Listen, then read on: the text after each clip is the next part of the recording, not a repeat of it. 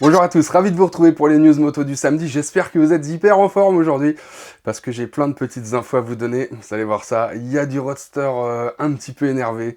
Il y a de la Pampa Mono KTM, Pampa Mono, Pampa Twin, vous voyez à peu près où je veux en venir. N'oubliez pas, tiens, de vous abonner si ce n'est pas déjà fait et surtout de cliquer sur la cloche pour être sûr de ne rien manquer. Je publie des vidéos régulièrement et c'est dommage quand on les loupe. Enfin, moi je dis ça, je dis rien. On attaque, allez, à nouveau avec une Indian, puisque la marque vient de présenter une version canapé de sa Challenger. Alors non, ça veut pas dire que vous allez rouler avec Victoria en passagère, hein. On n'est pas chez Château d'Axe, là. Quand je dis canapé, ce que je veux dire, c'est grand confort, en fait, hein. Enfin, du moins, c'est comme ça que le groupe Polaris veut vous vendre son Indian Pursuit. Le nom est lâché, les chevaux non, en revanche, puisque vous allez voir que le moteur est identique à celui de la Challenger, sur laquelle donc la poursuite se base. Ceci étant, rappelons quand même que le V-Twin Power Plus de 1768 cm3 délivre 121 chevaux et 178 Nm de couple, ce qui est déjà pas si mal pour la catégorie, même si on parle d'un beau bébé de 398 kg en ordre de marche. Bon, rassurez-vous, il y a aussi du frein, hein. Double disque de 320 mm à l'avant, étrier radio 4 pistons signé Brembo, et à l'arrière donc un disque de 290 mm, étrier 2 pistons. Côté pneus, c'est du Metzeler, Cruise Tech en l'occurrence. Alors ceci très bien suspendu, hein, avec une fourche inversée de 43 mm à l'avant, et un amortisseur Fox à l'arrière.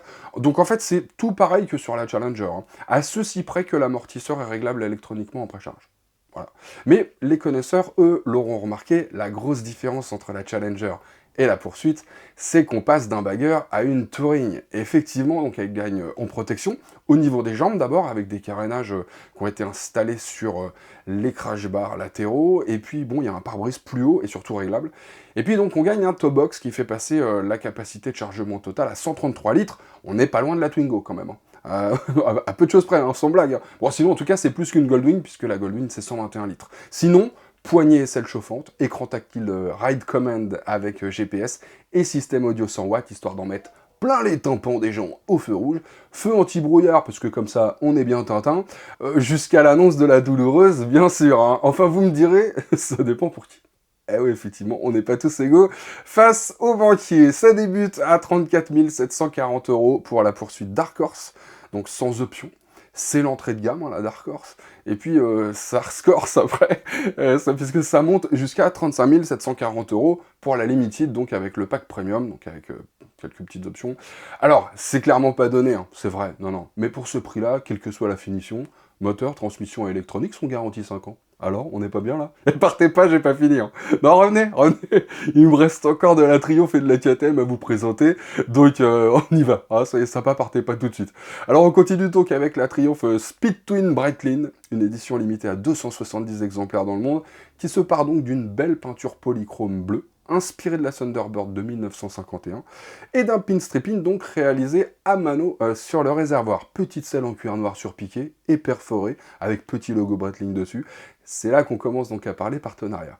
Compteur revu et corrigé façon chronographe par Breitling. Logo aussi donc de l'horloger gravé sur les carters moteurs. C'est du grand art. Franchement, c'est beau. Pour le reste, c'est une Speed Twin, hein, donc, qui est équipée quand même d'une belle paire d'amortisseurs Öhlins entièrement réglables pour l'occasion.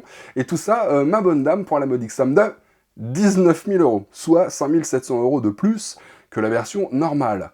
Sans la montre, hein. Ah bah oui, parce que Breitling, donc, il va aussi de sa Top Time Triumph édition, donc, hein, son célèbre chrono, mais aux couleurs donc de la Speed Twin, moyennant 5 290 €.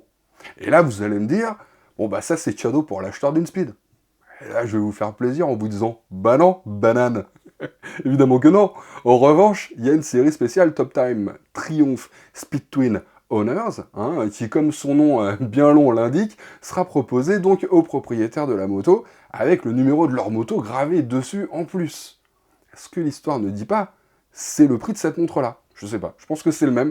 Alors, même si c'est le même prix, ouais, bon, je suis pas connaisseur en matière de montre, mais j'imagine que le côté collector, avec le numéro de la même moto et tout, bon, bah, ça lui donnera un petit peu plus de valeur. De là à dépenser 24 290 € en tout, ça je vous en laisse juge. Vous me direz, n'hésitez pas surtout à me dire ce que vous en pensez, 24 290 € pour la totale, quoi. On passe à la KTM 890 Duke GP que vient de dévoiler le constructeur autrichien. Je passe sur la Duke R parce que c'est juste la peinture qui change cette année sur la Duke R. Elle s'inspire en fait de la Super Duke R pour 2022 et c'est tout, il n'y a pas d'autre changement. Alors que la GP, là c'est autre chose. Donc, là aussi, il est question de peinture, puisqu'elle s'inspire de celle qu'arbore le Team Tech 3 de MotoGP, d'où un GP, mais c'est pas une ER, c'est une 890 Duke standard. Et là, j'avoue être un petit peu déçu quand même, ou du moins surpris. Non que ça soit une mauvaise moto, la normale, hein, et que c'est pas bien surtout de continuer à la proposer, cette version qui est quand même un peu plus accessible que la R, c'est pas ça. C'est même pas le fait d'ailleurs de devoir mettre 200 € de plus pour la peinture par rapport à l'ancienne version, parce que oui, elle est proposée donc à 10 999 la 890 GP, c'est le fait qu'on l'appelle GP. Alors on se dit que ça va être une version encore plus sportive que la R, et non. Alors, c'est un petit peu comme quand Triumph appelle Sport une moto qui en fait est l'entrée de gamme, quoi, vous voyez. Bon, c'est de bonne guerre en même temps, hein, non mais c'est vrai, ça se fait partout. C'est normal de mettre toutes les chances de son côté, avec des noms qui séduisent les clients, tout ça. Les constructeurs moto, c'est pas la Fondation Abbé Pierre, ils sont quand même là pour vendre des motos avant tout. Donc ils vous vendent du rêve, c'est normal, mais ce genre de choses, ça me fait quand même penser un petit peu, c'est quand on collait les autocollants GTI sur les Golf Diesel dans les années 90, là. Non, je suis méchant. D'autant qu'en plus, à l'époque, donc quand on rajoutait l'autocollant GTI, en général, tu vois, tu rajoutais la petite puce qui va bien dans le moteur, ça fumait tellement qu'à chaque fois que tu partais du péage, fallait mettre le gars de la cabane sous respirateur artificiel pendant au moins une semaine. Mais bon, bref. Non, en fait, disons que je me demande si ça n'aurait pas été mieux de la proposer, en fait, cette 890 avec la couleur de la Super Duke R, et que la 890 GP, bah en fait, ça soit une R aux couleurs Tech 3, vous voyez. Bah, je me dis que ça aurait sûrement fait plaisir, en fait, aux gens qui achètent de l'entrée de gamme d'avoir le style Super Duke, et que ceux qui veulent acheter la version la plus affûtée, eux, ils auraient certainement adoré, en fait, avoir le style MotoGP. Après, je peux me gourer complètement, je peux avoir tout faux, là aussi, bah, vous me le direz, quoi. En tout cas, il y a une chose qui me fait quand même super plaisir, c'est qu'apparemment la marque bosse sur une Pampa mono, donc je vous le disais. Oui, c'est vrai que j'avais déjà inventé le mot Pampa Twin. Bah je recommence cette fois avec Pampa mono. Non déplaise au chafouin, voilà. Donc t'as compris l'idée en gros. C'est une petite moto qui est légère, ça peut aller aussi bien ou aussi mal d'ailleurs sur les routes ou dans les petits chemins. En tout cas, c'est une sorte d'enduro civilisé avec un mono quoi. Alors ça existe déjà, hein. C'est typiquement CRF 450 de Honda, sauf que la Honda, ou la 250 d'ailleurs, ouais, c'était 25 chevaux pour 10 600 € la 4,5 quoi. Alors, quand tu rentres dans une concession KTM, tu comprends tout de suite que t'es pas chez Lidl, tu vois, c'est pas le problème. Mais bon, d'une part, ça s'explique. Et puis, pour le prix d'un CRF 450L, tu repars avec un 690 Enduro R, tu vois. Allez, un petit peu plus, à peine. Mais en tout cas, c'est pas la même limonade, t'as compris le truc, quoi. Mais ça veut aussi dire que si proposer une 390 en version Enduro civilisée, d'un point, le ratio puissance, couple, tarif, bon, il pourrait quand même être très bon. Or, c'est manifestement ce sur quoi il bosse en ce moment, en croire les photos publiées par Wizardon.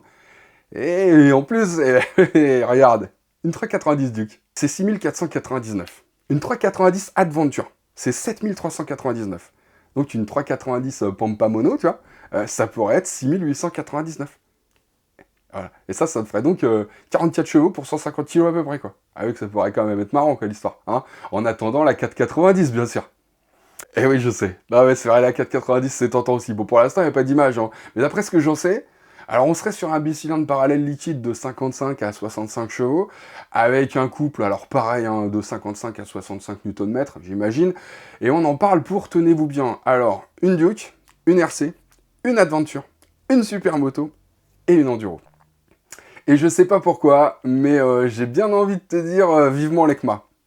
Oh, je dis rien, mais en tout cas, ça serait bien. Et sur ce, les amis, alors, t'es hyper calme, toi, aujourd'hui, je trouve. J'aime pas trop beaucoup ça quand il est hyper calme comme ça. Qu'est-ce que tu prépares? Tu prépares un truc, toi. Hé, Achille, reviens là!